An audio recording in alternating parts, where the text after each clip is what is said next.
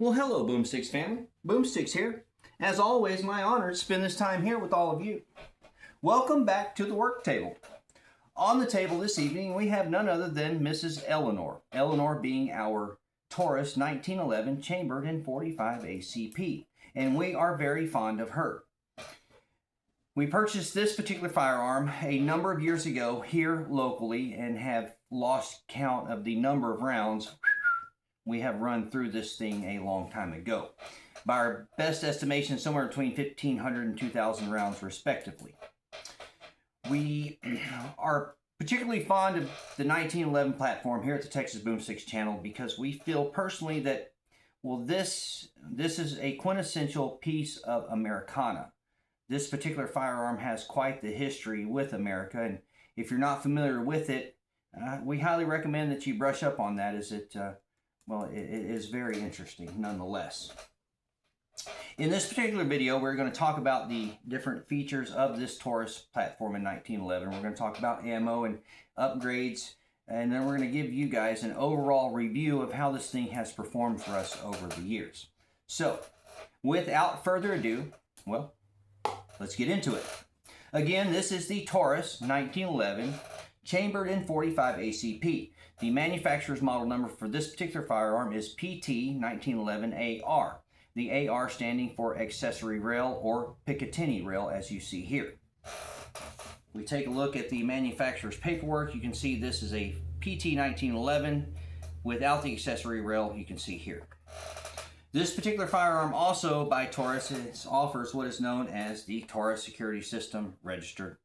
This little key right here fits in the back of the hammer, and you can turn this, effectively locking the hammer in place, rendering the firearm ineffective. If you will take a look at this little circular place here at the back of the hammer, that's where this key fits in. Again, you can lock this down if you didn't have a gun safe, or I suppose, or something of that nature, and wanted to maintain control of the weapon, you could do that potentially. So, we've never used it here, and so nonetheless. Some of the upgrades that we have done to this particular firearm, or the upgrades we have rather, we installed this columinous magwell here, as you can see. This was installed in under 10 minutes. It clips in behind these bolts for the grip you can see here, so you don't have to change out the mainspring or any of this. We like this quite a bit. It creates a funnel here, making reloading just a lot quicker there. So we're very fond of this. This was purchased, I think, through Midway. I can't remember what the expense was, but check it out. We highly recommend if you have a 1911 and would like to do this. So we installed the Osprey Global Mini Green Laser. We've had a lot of fun with this. Just makes range days sometimes a lot more fun. It is rechargeable here with a little magnetic. And again, we have enjoyed that. If you're looking for a good green dot, Osprey makes these, and we do recommend. We also installed the G10 grips. Love these things. We also installed the rubberized finger wells here. This particular firearm does have very good stippling on the front and rear, but we decided to put these on here as it locks it into the hand and makes the shooting experience for us a lot more pleasurable.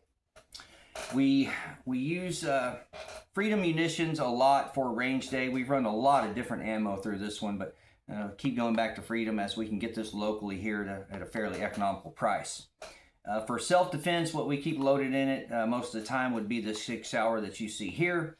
This is a 200 grain, moving at around 918 feet per second muzzle velocity. That's not very fast. However, when this thing opens up, it creates one devastating wound channel with a lot of stopping power. So that's what we keep loaded in there. As you can see here, the differences. This would be the self-defense here. This would be full metal jacket range day ammo there.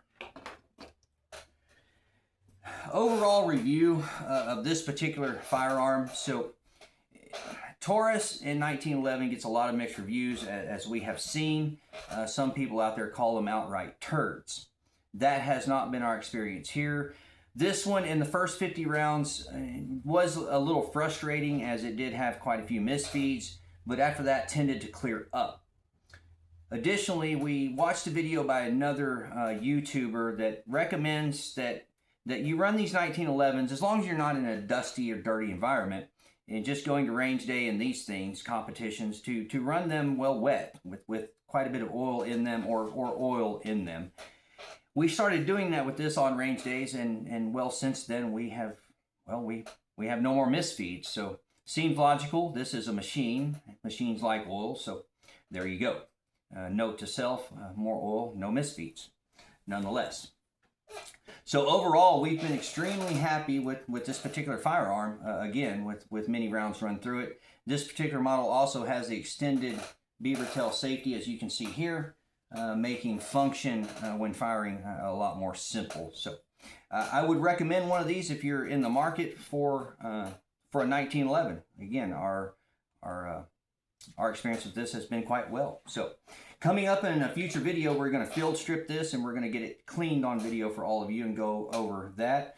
We would also like to take a moment to offer our sincere gratitude to all of you out there.